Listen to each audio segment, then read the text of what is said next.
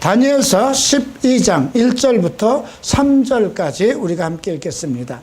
그때 내 민족을 호위하는 큰 군주 미가엘이 일어날 것이요 또 환란이 있으리니 이는 개국 이래로 그때까지 없었던 환란일 것이며 그때 내 백성 중 책에 기록된 모든 자가 구원을 받을 것이라. 땅의 티끌 가운데서 자는 자 중에서 많은 사람이 깨어나 영생을 받는 자도 있겠고 수치를 당하여서 영원히 부끄러움을 당할 자도 있을 것이며 지혜 있는 자는 궁창의 빛과 같이 빛날 것이요 많은 사람을 옳은 대로 돌아오게 한 자는 별과 같이 영원토록 빛나리라.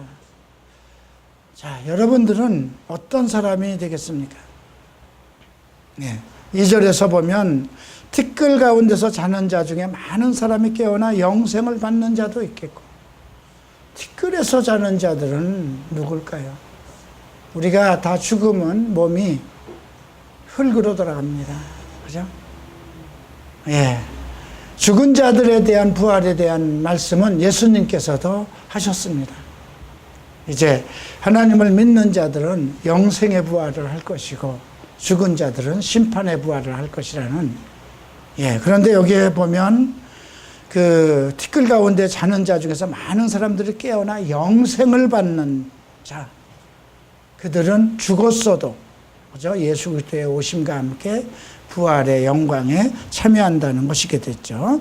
또 수치를 당하여서 영원히 부끄러움을 당할 자, 수치를 당해서 부활에 참여하지 못한다면 이거는 이스라엘 민족 중에는 상당히 이스라엘 민족, 하나님의 택한 민족으로서는 정말 슬픈 일입니다. 오늘날 우리 예수 믿는 자들 중에도 여기에 참여하지 못한다면, 그죠? 수치를 당해서 영원히 부끄러움을 당한다는 것은, 영원이라는 걸 생각해 보세요. 하나님, 티끌 가운데서 깨어나서 영생을 얻는 자도 영원한 축복을 얻는 겁니다. 영원한 영광 속에서 사는 겁니다. 근데 수치를 당하는 사람들도 영원히 부끄러움을 당한다는 거죠. 어느 것을 여러분들은 선택할 것이냐. 우리는 예수 그리스도 안에서 영생이라는 것을 아주 보증받은 사람입니다. 이건 구약의 선지자가 이스라엘 백성을 향해서 얘기한 거거든요. 내 백성이라고 그랬거든요. 우리는 이스라엘 백성은 아닙니다. 물론 종말의 날에는 이스라엘 백성, 하나님의 백성, 누구든지 예수 안에 있는 사람들은 다 구원을 받는 것이 원칙이지만 우리에게도 적용이 된다는 것이죠. 불의한 자가 하나님의 나라를 기업으로 받지 못한다는 진리의 말씀이라는 거죠. 또 한 가지가 있습니다. 3절에 보면 지혜 있는 자는 궁창의 빛과 같이 빛날 것이요.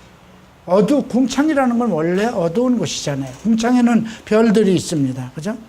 근데 지혜 있는 자는 궁창의 빛같이 빛날 것이요.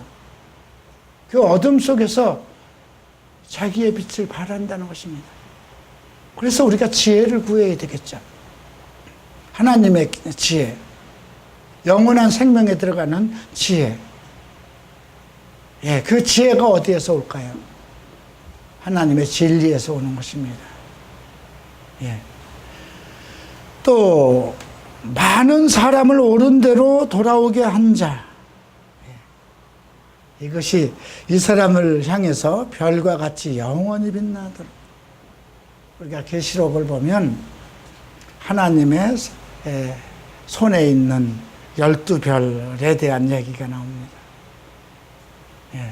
우리말에도 그런 말이 있죠. 나의 벌, 너의 별. 이렇게 옛날에 별하나 별들 이렇게 셌습니다.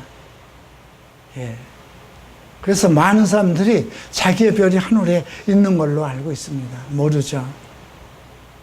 그 엄청난 별을 다 셀 수도 없고, 문명이 과학이 발달됐어도 하늘에 있는 우주에 있는 모든 은하계 그 행성들, 별들을 다 세지 못합니다. 어쨌든 많은 사람들을 옳은 대로 돌아오게 한 자는 별과 같이 영원히 빛나리라. 영원히 빛나리라. 어떤 사람이 되어야 될까요? 이거는 지금 천사가 다니엘을 통해서 전달한 말씀입니다. 자, 오늘 세상 속에서 우리가 다니엘을 한번 생각해 보십시다. 다니엘을 생각하면서 나라는 존재를 한번 생각해 보십시다. 내가 다니엘의 입장에 있다고 한번 생각하고 다니엘의 일생, 그리고 지금 이 상황에서 다니엘이 천사를 통해서 장래에 있을 일들을 듣는 그 상황이 지금 내 입장에서 한번 생각해 보십시다. 다니엘은 소년 중 완전한 청년이 되는 그 시기에 느부갓네살 왕에게 사로잡혀서 바벨론의 포로가 되었습니다. 물론 그가 궁중에서 자라고 또 하나님을 경외하고 하나님의 진리를 많이 깨우친 사람 중에 있어서 특별히 바벨론 궁중에 그 학사로 임명이 되어서 하늘의 천문과 또 하나님이 주신 많은 지혜를 연구하는 그러한 그 바벨론의 신하가 되었지만은 그는 포로였습니다.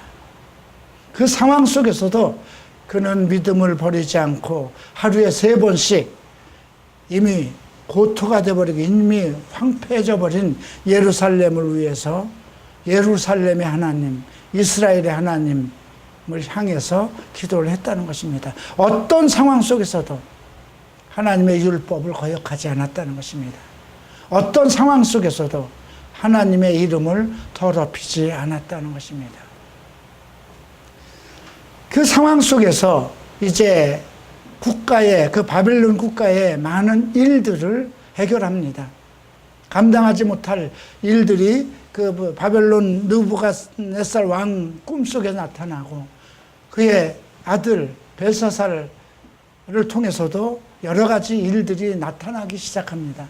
그런데 하나님께서 그에게 꿈을 현몽할 수 있는 그런 지혜를 주셨다고 그랬죠. 네. 우리도 예수를 믿고 나서 젊은 시절에 많은 그런 꿈들을 꿉니다. 물론 성경에는 젊은이는 환상을 보고 노인은 꿈을 꾼다고 그러지만 그 환상을 즐기게 되죠. 그래서 나에게는 어떤 일들이 일어날까? 하나님 안에서 많은 젊은이들이 환상을 보고 움직이기도 합니다. 어쨌든 다니엘은 그 환상을 보고 해석할 수 있고 앞날을 하나님을 통해서 받는, 깨달음을 받는 그러한 위치에 있었습니다. 그걸 통해서 결국 느부갓네살 왕에게 이제 큰 지혜 있는 자로 이제 명칭을 받아서 총리의 가문까지 올라갑니다. 그리고 이제 결국은 그 다니엘이 섬기던 그 처음 섬기던 그 나라 바벨론은 멸망을 받고 메대와 바사로 넘어가죠. 그런데 우리가 흥미롭게도 메대와 바사 그 시절에도 하나님께서 그를 도왔다는 것입니다. 메대 왕에게 은혜를 베풀어서 그들에게 은혜를 베풀어서 장래를 알 수 있고 하나님의 은혜를 베풀었다는 말씀이 이제 우리가 11장에서 언급을 하죠. 내가 또 메대 사람 다리오 원년에 일어나 그를 도와서 그를 강하게 한 일이 있었다. 근데 지금 이거 천사가 한 말이거든요. 이게 천사들이 지금 현실 정치 속에 개입을 하고 있었다는 것입니다.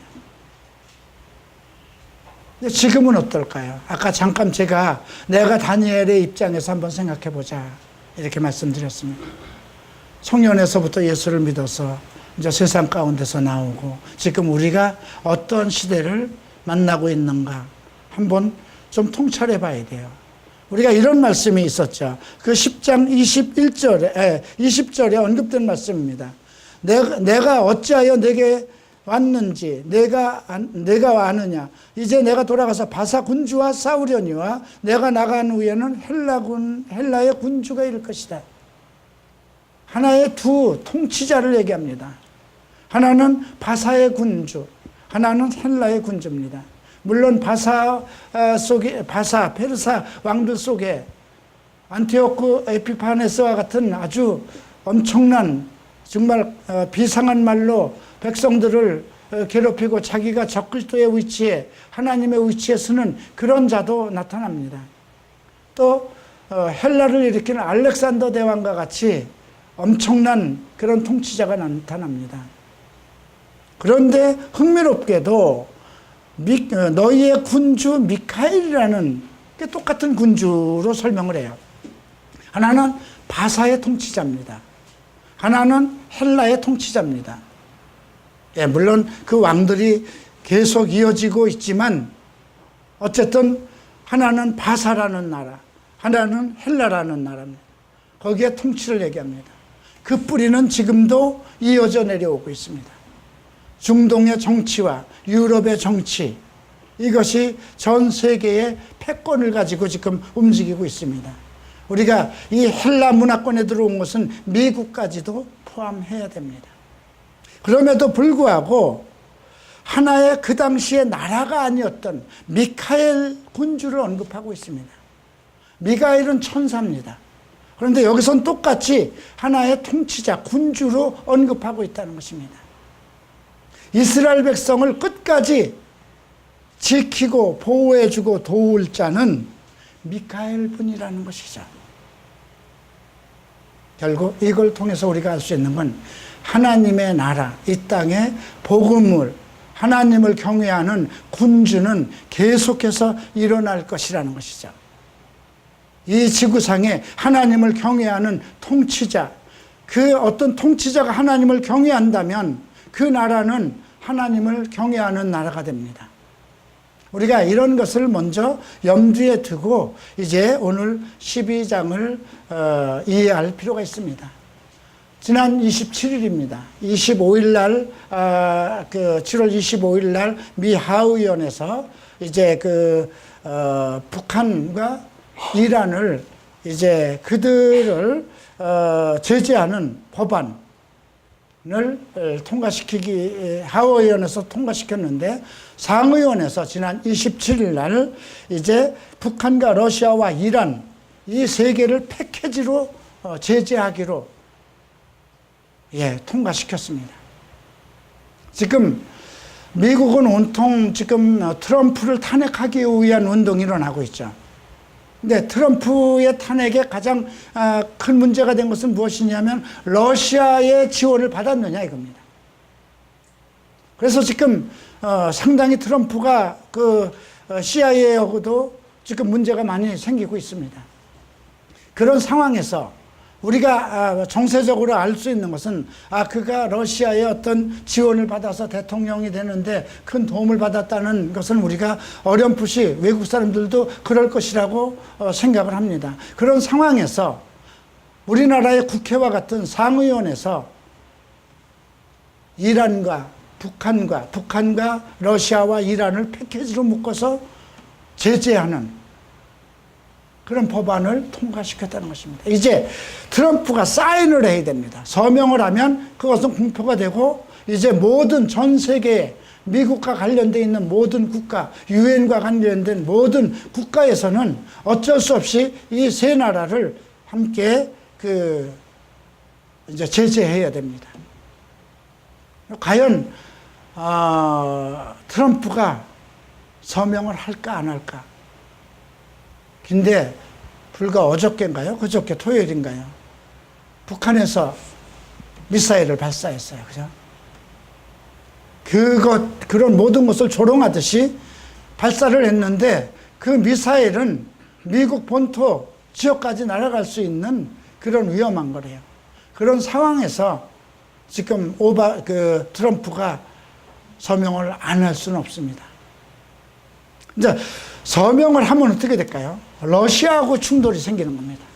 이미 러시아에서는 미국에 있는 러시아에 주둔 미국 대사관을 동결시키게 하고 그 재산을 동결시켜 버렸습니다. 어떤 일이 일어날지 모르죠. 이미 푸틴이 방송으로 언급했죠. 미국이 어떻게 하는 것에 따라서 우리의 행동은 달라질 것이다. 자, 이런 것을 한번 잘 생각해 봐야 돼요. 지금 현실의 정치 속에서 나타나고 있는 것. 네. 왜 러시아가 문제가 생길까요? 러시아가 그 가스 송유관을 통해서 지금 유럽의 국가로 독일로도 지금 가스관을 설치하고 한국으로도 지금 가스관을 설치할 그런 계획을 가지고 있잖아요. 그죠? 그런데 그 송유관 그 가스, 천연가스를 전 세계 이제 그 원료들을 이란이나 이런 지역에 하나의 그 자원 외교가 되기 때문에 그런 것입니다. 근데 사실 이번에 그 유럽에서도 반대를 했어요. 그 법안 통과에 대해서 반대 의견을 냈습니다. 왜냐하면 독일이 유럽 안에 있는 그 독일이 이미 그 러시아와 그 천연가스 설치하는 것에 이미 투자를 한 거거든요. 그러니까 국익을 따라서 미국의 그런 법안을 반대할 수밖에 없는 그 유럽도 그렇게 나서고 있습니다. 자, 이런 사항을 우리가 왜 함께 점검을 해봐야 되느냐. 오늘 이 다니엘서 11장을 통해서 우리가 한번 살펴볼 건데요. 이미 10장, 11장에서 적그리스도가 나타날 것을 언급했고요. 이제 그 천사는 분명히 바사 군주와 헬라 군주가 일어날 것이고, 이건 앞으로 일어날 일이죠. 물론 다니엘이 떠난 이후에 한 400년 동안에 있었던 그 세계 정치 속에서 계속 있었던 일입니다. 페르시아와 그 다음에 헬라, 알렉산더 대왕에 일어났던 일들, 이건 역사 속에서 있었던 일입니다. 그리고 미카엘에 대해서는 여전히 우리가 지금 이건 구약에서 나오고 신약의 마지막 계시록에서 나오는 하나의 천사입니다. 네, 이런 것을 봤을 때 너희의 군은 군주 미가엘만 너희들이 이스라엘을 도울 것이다 했을 때 지금 이스라엘을 돕는 국가가 어느 국가인가 한번 생각해 봐야 돼요.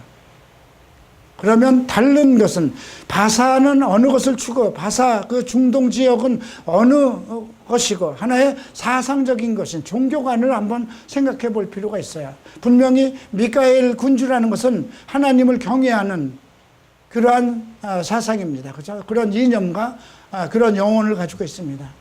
그러면 즉 바사의 군주라는 것은 중동 지역으로 이슬람권입니다. 그러면 헬라는 어떤 것일까요? 또 하나의 문화, 또 하나의 어떤 심리학, 그러니까 다종교권, 하나님보다 어떤 세상의 어떤 문명과 문물을 추구하는 그런 사상을 가지고 있습니다. 미국이 온전히 정말 그 미카엘과 같이 오직 하나님을 섬기고 그런 국가였다면 동성애가 통과되겠습니까?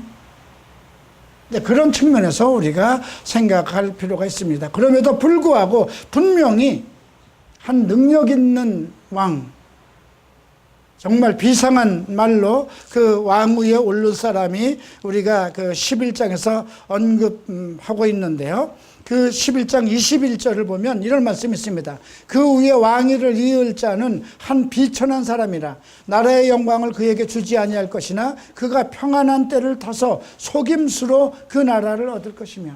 요즘은 대통령을 되는데 그 사람의 온전한 인격과 그 사람의 어떤 그 세력만으로 대통령이 되지 않습니다. 상당히 아주 비상한 말들, 비열한 말들, 앞뒤가 맞지 않는 말들을 해서 일단 대통령이 되고 봐야죠. 근데 지금 비천한 사람이라고 그랬어요. 그러니까 고귀한 사람만 대통령이 되는 것이 아니라 여기서 얘기하는 그 비천한이라는 것은 어떤 그 마음의 가짐이라든가 그 영혼이 하나님과 전혀 관계할 수 없는 그런 이상한 사람이 됐다는 것이죠.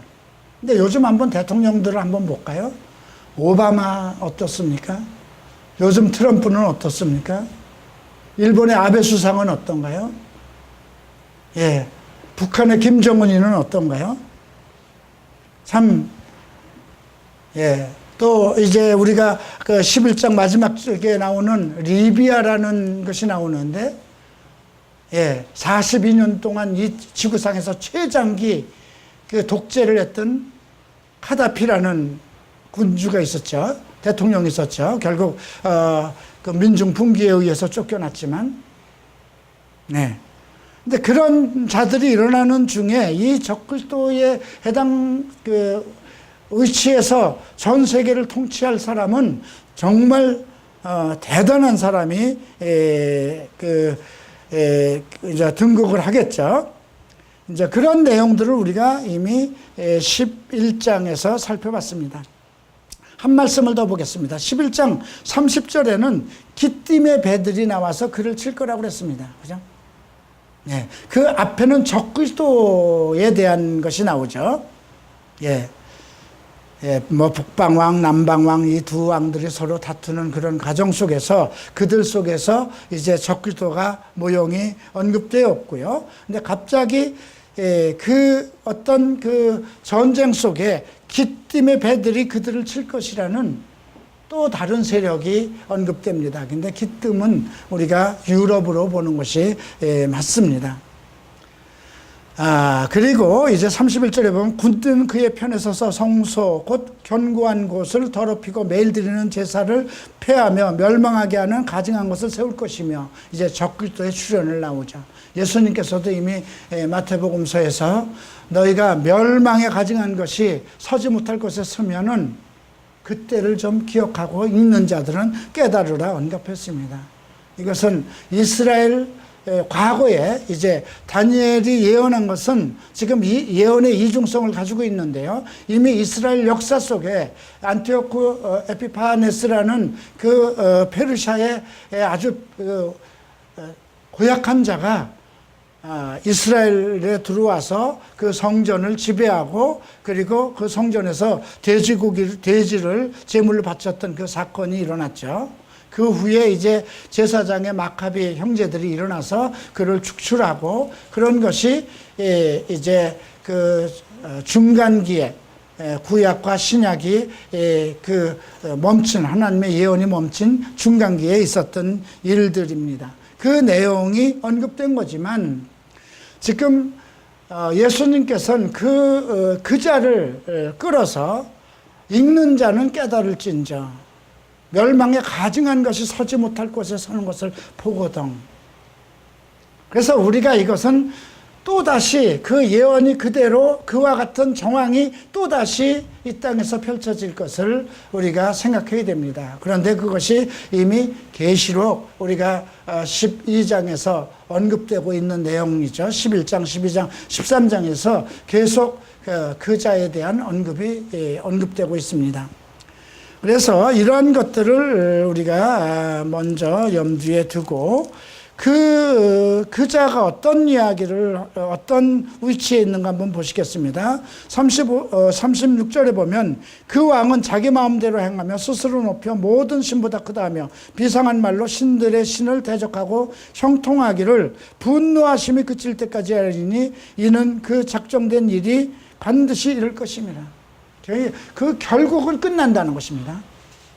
작정된 일이라는 것이죠. 하나님 안에서 작정된 일이라는 것입니다. 그러니까 지금 우리가 생각해야 되는 것은 어떤 일이 있어도 적그리스도는 이 땅에 온다는 것입니다. 그리고 그 일이 하나님께서 그걸 마치시고 하나님의 나라가 온다는 것이죠. 근데 지금 우리가 있는 이 시점이 어떤 시점이냐를 잘 생각해 봐야 된다는 것이죠. 우리가 이 다니엘서 예언을 통해서 그 과거에 있었던 일과 관련돼서 지금 이 현세를 다스리는 통치 세력에 대해서도 한번 생각해 봐야 된다는 것입니다. 이미 유럽이 등장했고요. 그 11장 마지막 우리가 그 43절에 보면 그런 말, 그 42절에 보면 애굽 땅도 면치 못할 것이라는 거예요. 적그리스도의 통치 시대에 애굽 땅도 힘을 못 쓸 것이라는 것이죠. 또 그 권세로 애굽의 금, 은, 모든 보물을 차지할 것이요.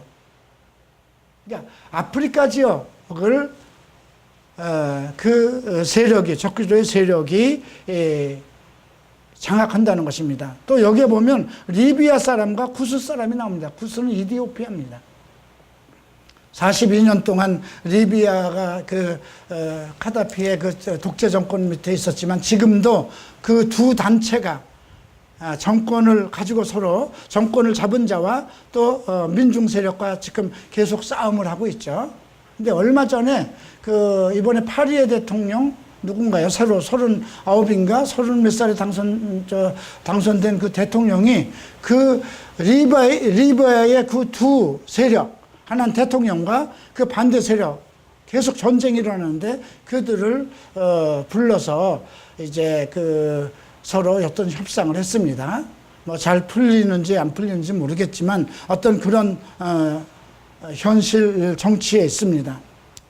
그리고 이제 44절에서 동북에서부터 소문이 이르렀다고 하는 게 동쪽과 북쪽입니다. 동쪽은 어딜까요?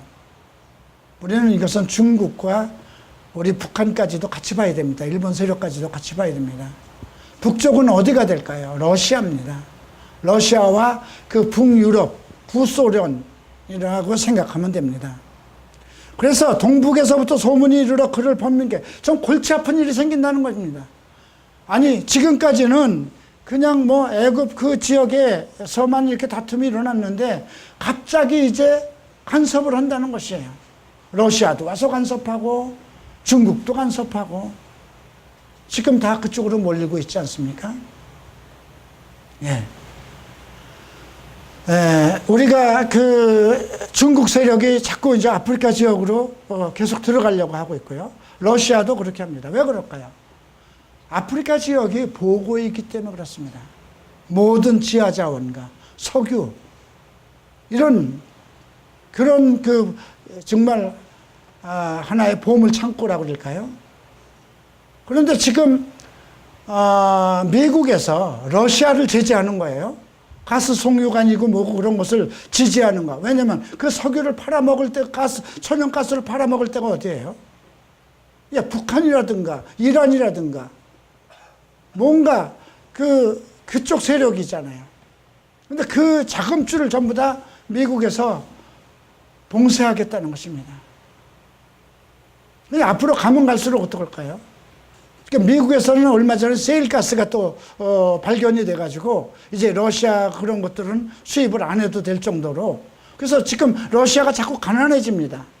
원래 한번 러시아가 거의 다 망할 지경이 됐다가 회생했는데 이제 천연가스로 해서 무엇인가 좀 세력을 확장하고 강대국으로 다시 부상하려고 하는데 그것이 제재를 받는 겁니다. 그래서 우리가 다음 주에 에스겔서 38장에서 러시아가 이제 그 아프리카를 장악하기 위해서 전쟁을 일으킵니다. 그것은 우리가 다음 주에 살펴보도록 하고요. 그런 상황을 우리가 지금 점검을 하고 지금 12장을 이해할 필요가 있습니다. 자, 우선 내 민족이라고 하니까 이스라엘 민족이죠. 큰 군주, 큰 통치자를 얘기합니다. 미카엘이 일어날 것이요. 네. 내 민족을 호위하는 큰 군주. 지금 우리가 온전히 하나님을 섬기는 그러한 통치자가 과연 있을까 할 정도인데 저는 있다고 봅니다. 있을 것입니다. 일어날 것입니다. 네. 그리고 환란이 있을 것을 얘기했는데 예수님도 환란을 언급했어요. 그죠? 이는 개국 이래로 이스라엘이 세워진 이래로 이때까지 없었던 환란일 것입니다. 예수님도 말씀하셨습니다. 예, 계시록에도 언급되고 있습니다. 네. 그때 내 백성 중에 책에 기록된 모든 자, 책에 기록된 자는 무엇일까요? 하나님의 말씀대로 성실하게 산 사람들. 우리가 누가복음을 보면 부자가 나오죠. 그리고 가난에 쩌들던 거지 나사로가 나옵니다. 그가 아브라함을 향해서 얘기합니다. 아브라함을 보고 아버지여 이렇게 부자가 얘기합니다. 예, 나사로의 손끝에 물 한 방울 찍어서 나한테 주소서. 이렇게 간청하죠. 이스라엘 백성 중에서도 영원히 부끄러움에 처할 자가 있을 것이고, 그죠? 나사로처럼, 죽은 나사로처럼 현세에서는 거지처럼 정말 먹을 것이 없어서 성문 앞에서 구걸하던 사람도 아브라함의 품에 앉아서 하나님의 안식과 영광을 누린다는 것, 그 예수님이 하신 말씀입니다. 그래서 우리가 어쨌든 책에 기록된 사람들은 제가 구원을 받을 것이 계시록 20장에도 언급됩니다. 생명책에 농명된 자들은 다 구원을 얻을 것이에요. 만약에 생명책에 농명되지 못한 자들은 전부 다 게hen나에 들어갈 것입니다. 가끔 여러분들이 우려하는 것이 있어요.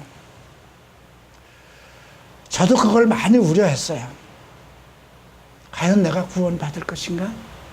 제가 성경을 배우면서 계속해서 완전히 거듭난 하나님의 사람으로서 거듭나기 전까지 계속 어떤 내 죄의 속성이 내 안에서 계속 이끌고 내가 계속 넘어지는데, 과연 그러면서도 나는 하나님을 사랑하는 건 맞고 예수를 믿고 정말 하나님을 사랑하는 건 맞는데, 불의한 자가 하나님의 나라를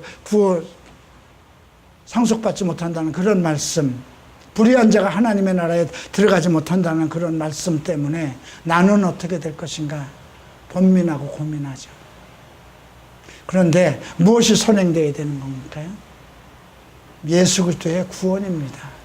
예수 그리스도의 십자가의 보혈입니다. 그죠? 그 계획이 언제부터 있었을까요? 창세전에 있었다고 그랬습니다. 창세전에 예수 그리스도 안에서 나를 흠없고 거룩하게 하기 위한 하나님의 계획 안에 있는 자입니다. 나는 그런 구원자입니다. 근데 이미 나를 구원하셨다고 그랬는데 그것에 대해서 왜 내가 의심해야 될까요? 예수 하나님의 아들, 내가 믿는 주 하나님의 아들이고 통치자고 권세자고 능력자고 창조자, 그의 이름으로 나를 구원했는데 내가 왜 구원에 대해서 의심을 해야 되고 의심을 받아야 될까요? 죄의 문제? 만약에 나를 버리신 것이라면, 내가 하나님을 떠나서 하나님을 믿지 않도록 내가 하나님을 배반한 자 가룟 유다처럼 될 것이라면 하나님의 이름 가운데서 완전히 배제하셨을 것이고, 나는 예수를 믿을 필요도 없을 것이고, 구원에 대한 것도 생각해 볼 필요가 없고 현실에 만족하면서 살아갈 것이라는 거예요. 그러나 내가 지금 아직 내 육신을 이기지 못하고 아직 그 죄와 싸워서 완전히 내가 거듭나지는 못하고 이 모든 절제를 하지 못하는 그 상황에 있다 하더라도 예수 구원의 능력은 이미 이루어졌다는 사실입니다. 누구도 바꿀 수 없다는 것입니다. 그래서 그걸 먼저 생각해야 돼요. 아, 나는 구원받은 자구나. 나는 의인이구나. 그런 확신. 다만 의인은 의인으로서의 삶을 살아야 된다는 것이잖아요. 의인으로의 삶을 살지 않고 계속해서 죄인으로서의 삶을 살 때 그건 최종적인 거라는 거죠. 그래서 우리가 내가 지금 나는 구원받았다는 하나님의 확신과 하나님의 그 정하심, 정의 속에 있는 의인이라는 것은 변하지 않는 진실인데, 이제 내가 어떻게 살 것인가에 대해서 그건 내가 선택하는 것입니다. 그죠? 그러니까 지금 이 예언의 말씀이에요. 우리가 어떤 상황 속에 있어도 다니엘이 어떤 상황 속에서도 하나님과의 관계를 끊지 않았다는 것입니다. 하나님과 호흡하는 삶을 살았다는 것입니다. 지옥, 그 정말 바벨론 왕국이라는 건 지옥의 사탄의 권세 속에 들어가 있는 거잖아요. 그런 속에서도 그는 하나님과의 관계를 끊어내지 않았다는 것입니다. 무너졌어도 그 마음속에는 하나님을 향한 열정과 하나님의 말씀과 하나님의 율법을 지키고자 하는 그러한 열정, 믿음이 상실되지 않았다는 것입니다. 그 또한 은혜이고요. 그 또한 믿는 자들에게, 우리에게 주시는 하나님의 은혜인 것입니다. 그러니 우리는 당연히 무엇을 선택할 것인가? 우리는 내가 죽어도 땅의 티끌 속에 잠을 자고 있다 하더라도 나는 반드시 부활해서 영원한 하나님의 나라에 들어간다는 확신을 가져야 될 것이고요. 나는 절대로 어떤 일이 있어도 정말 이 불의한 것을 끊어내지 못해서 정말 불의 속에 하나님의 나라에 들어가지 못하는 그런 불의한 자는 안 될 것이라는 그러한 각오와 다짐이 있어야 됩니다. 더 나아가서 어떻게 될까요? 그것을 이기는 힘이 바로 무엇일까요? 바로 지혜입니다. 하나님의 지혜를 얻어야 지혜자가 되겠죠. 두 번째는 무엇일까요? 많은 사람들을 옳은 길로 돌아오게 하는 자. 그죠? 헌신입니다. 죄인의 위치에서 하나님의 은혜로 벗어나서 의인이 되었어요. 나는 반드시 티끌 가운데서 벗어나서 영원한 영생에 들어갈 것입니다. 나는 내 영혼은 수치를 당하지 않을 것입니다. 그러나 여기에 머물면 안 된다는 것입니다. 하늘의 궁창에 있는 별처럼 나는 항상 하나님의 지혜를 받아서 그리고 많은 사람들을 그리스도에게도 돌아올 수 있는 그러한 역할들을 해야 된다는 것입니다. 자, 흥미롭게도 4절을 봅니다. 다니엘아, 마지막 때까지 이 말을 간수하고, 마지막 때는 언제일까요? 주님이 오시는 날이죠. 이 글을 봉함하라. 간수하라는 것은 그것이 훼손되지 않도록 지키고 가져가라는 것입니다. 봉함하라. 봉함하라는 건 모든 사람들이 깨달을 수 없도록 하라는 것입니다. 많은 사람이 빨리 왕래하며 지식이 더하리라. 이거는 너는 그것을 봉함하고 간수하고 있지만 이제 세상이 계속 바빠지고 많은 사람들이 왕래하고 말씀을 보고 서로 분변하는 그 가운데 속에서 지식을 더한다는 거죠. 제가 이 다니엘서를 강의한 것이 2008년도 겨울입니다. 12장이. 예. 지금 그래도 꽤 오래됐죠. 근데 지금 2008년도 겨울에 강의했던 것을 보면 시대가 달라졌어요. 그죠? 그때는 제가 무엇을 얘기를 했냐면, 그때는 오바마도 없었고, 트럼프도 없었잖아요. 그 당시에는 아주 리비아의 카다피라는 독재자가 엄청난 일을 해서 그거에 대한 예문을 많이 들었어요. 근데 지금 여기에서 왜 그 말을 했냐면, 11장 43절에서 리비아 사람과 구스 사람이 나왔기 때문에 그 당시에 리비아의 카다피가 너무 골치 아픈 그런 이슈가 뜨고 있었기 때문에 한 거거든요. 근데 우리가 오바마가 나올 줄 아무도 몰랐어요. 그죠? 미국이 동성애 국가로 전락할 줄 아무도 몰랐어요. 트럼프 같은 이런 아주 좀 괴짜 대통령이 나올 것이라고 생각도 안 했어요. 그러니까 계속해서 시대가 빨라지고 사람들이 왕래가 바빠지고 그리고 지식을 더한다는 것입니다. 여러분, 장로교를 일으킨 칼빈은 계시록을 쓰지 못했습니다. 그런데도 지금 많은 장로교에서 칼빈주의, 감리교성 웨슬레, 그 사람들 전부 다 과거의 사람들입니다. 그죠? 그들이 완전히 어떤 깨달음이 없었던 것이죠. 예, 계속해서 가면 갈수록 우리가 이 지식에 지식을 더하고, 그죠? 그 많은 지식과 지식을 더하고 또 시대적으로 가면서 나타나는 현상들이 있잖아요. 그죠? 다니엘이 그 천사의 도움을 받아서 앞날에 있는 이야기를 계속 듣습니다. 그리고 앞으로 바사군이 올 것이다. 헬라군이 올 것이다. 근데 헬라군은 못 보고 죽었어요. 그죠? 그리고 미카엘이 너의 군주일 것이다. 그런 예언을 듣습니다. 근데 우리는 지금 미카엘을 성경에서 만나고 있어요. 그죠? 앞에서는 가브리엘 천사를 다니엘이 이제 천사가 나타나서 얘기를 하죠. 그때 1260일, 한때, 두때, 반때를 얘기합니다. 그런데 한때, 두때, 반때가 지금 이 다니엘서 12장에서 또 다시 나오고 그 다음에 계시록에서 또 다시 나옵니다. 한때와 두때와 반때, 그것을 달로 얘기하면 42달입니다. 그리고 날짜로 얘기하면 1260일입니다. 같습니다. 같은 상황 속에서 만약에 성도의 고통과 아픔과 인내를 얘기하면 1260일입니다. 네. 왜냐하면 두 증인이 나타나서 1260일 동안 고난을 받으면서 전도 복음을 전하니까요. 그 다음에 어떤 사탄이 움직이는 것을 얘기할 때는 우리가 계시록에 보면 42달로 나옵니다. 네. 이방인은 42달 동안 그 이방인의 뜰, 예루살렘 성전이 지어지고 나서 그 이방인의 뜰은 42달 동안 사탄이 예, 이방인이 지배할 것을 언급하고 있습니다. 근데 하나님은 한 때와 두 때와 반 때를 얘기합니다. 똑같이 3년 반입니다. 우리의 성도의 삶은 어떻게 살 것이고, 사탄은 어떻게 지배할 것이고, 하나님은 어떻게 역사하실 것이고, 우리가 그런 관점에서 이 부분을 좀 생각해 볼 필요가 있습니다. 그런 부분은 이제 계시록을 하면서 조금 더 우리가 자세하게 생각해야 될 것이고요. 지금은 우리가 지식을 더해 가야 됩니다. 어떤 지식일까요? 성경의 지식입니다. 그리고 현 사회 속에서 많은 눈으로 보고 확인되는 많은 것들과 이 성경의 지식과 함께 오버랩이 되어야 됩니다. 그죠?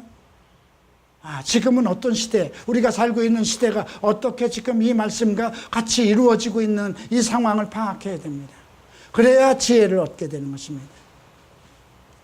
자, 5절을 봅니다. 나 다니엘이 본즉 다른 두 사람이 있어 하나는 강 이쪽 하나는 언덕이 있고 하나는 강 저쪽 언덕에 섰더니 그때에 그 중에 하나가 세마포 옷을 입은 자 곧 강물 위쪽에 있는 자에게 이르되 이 놀라운 일의 끝이 어디입니까?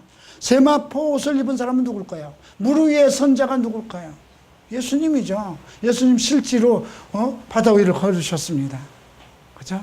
그런데 이쪽 강 저쪽 강에 있는 사람은 또 누굴까요? 뭐 유브라데스 강도 나오고 히데겔 강도 나오고 여러 강이 나오는데, 글쎄요, 이것은 뭐 구약의 성도를 얘기하는지 신약의 성도를 얘기하는지 이스라엘을 얘기하는지, 원래 이스라엘은 히브리 사람이라는 것을 강을 건너온 사람들이라는 그런 그 표현입니다.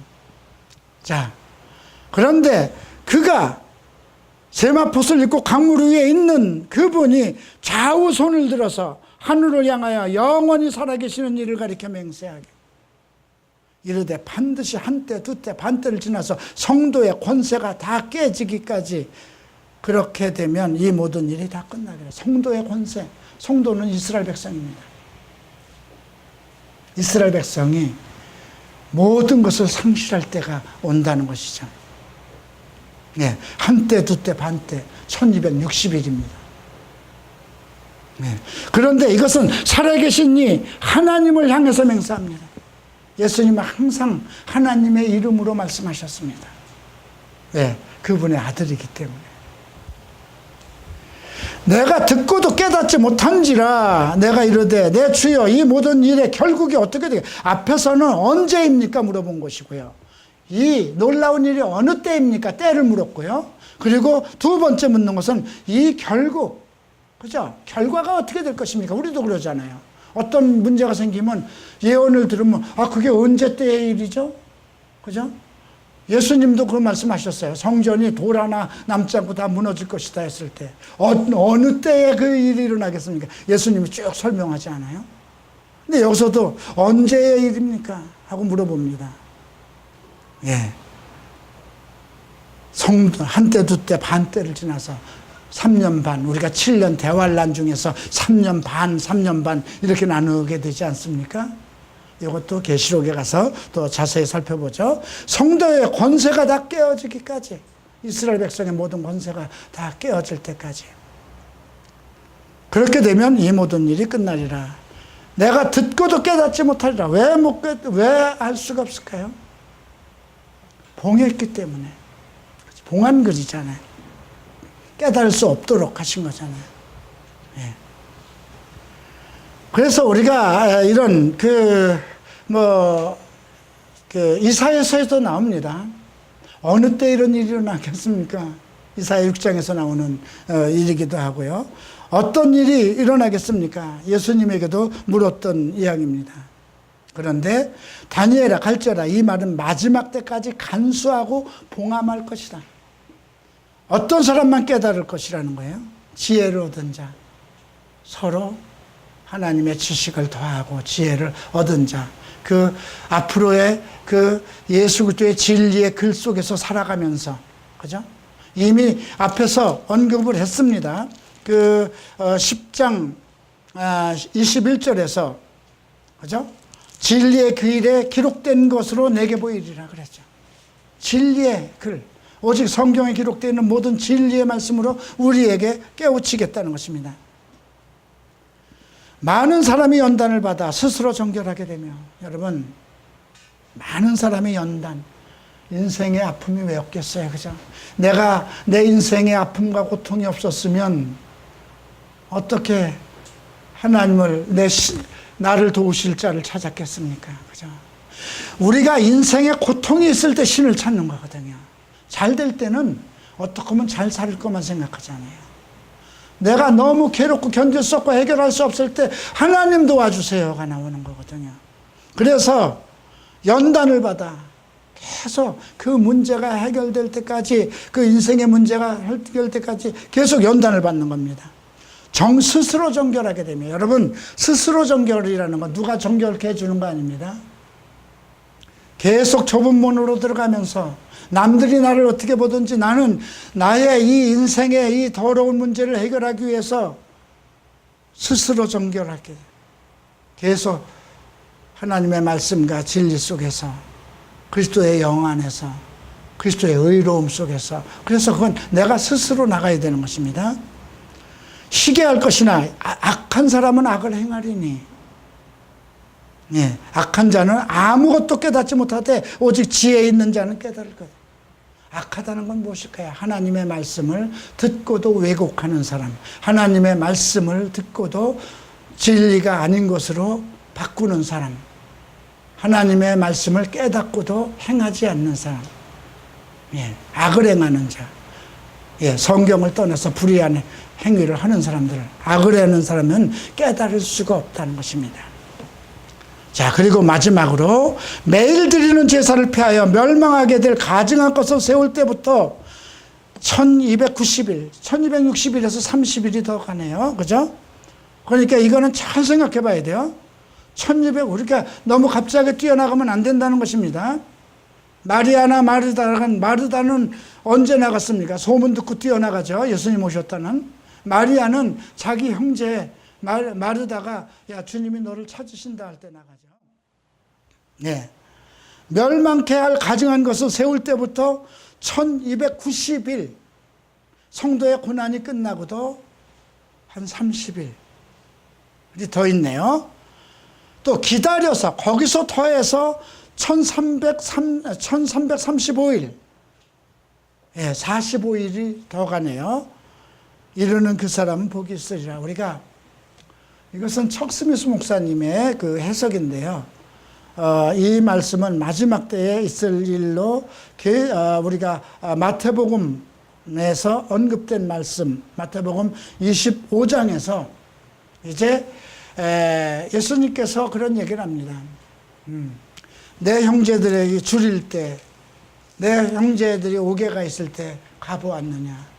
그들이 줄일 때 먹인 자들, 너희들은, 그러니까 둘로 나눕니다. 한 팀은 너희들은 하나님의 안식에 들어가라. 너희들은 이렇게 염소와 양을 나누듯이 나눕니다. 내가 줄일 때에, 내가 목마를 때 물을 주고, 내가 줄일 때에 먹을 것을 주고, 내가 옥에 있을 때 와보았노라. 그랬더니 우리가 언제 그랬습니까? 너희들이 내 형제들에게 그렇게 한 것. 또 한쪽에 있는 그 염소로 나눈 것처럼 그 사람들에겐 너희들은 영영한, 내가 줄일 때 와보지도 않았고, 옥에 갇힐 때 와보지도 않았고, 예, 목마를 때 물도 주지 않았다. 그러니까 주님, 우리가 언제 그랬습니까? 너희가 너희 형제들에게, 내 형제들에게 돌보지 않은 것이다. 그 이스라엘과 관계되는 말씀이기도 합니다. 네. 그래서 예수님이 오신 후에 이제 이 땅에 오셔서 한 45일 동안에 그 어떤 일을 하실 것, 이제 염소와 양을 나누듯이 하는 그런 이제 일들. 왜냐하면 이제 이 땅에 오셔서 글쎄요, 어떤 사람은 참 하나님 안에서 말씀을 잘 지켜서 하나님 나라에 들어온 사람도 있는데, 어디 저 지리산 산꼭대기 그 속에서 7년 동안 먹을 거 잘 감춰놨다가 먹고 살고 슬그머니 나온 사람은 어떻게 할까요? 예수를 안 믿어도 그 사람들은 살아있지 않을까 하는, 적그리스도에게 죽임을 당하지 않으면 살아있을 사람도 있겠죠. 예, 어쨌든 여러분, 오늘 이 말씀은 이제 우리가 또 앞으로 진리의 글에 있는 걸로 너희에게 보이겠다 했으니까 이제 에스겔서도 보고 또 계시록도 보고 마태복음에 나오는 예수님의 증언도 보고, 그래서 이번에 한번 우리가 앞에 어떤 일이 일어날 것인가, 현재 어떤 상황인가, 그리고 지금 이 시점에서 나는 어떻게 해야 될 것인가, 그런 것을 공부하도록 하겠습니다. 기도합니다. 다 일어나시기 바랍니다.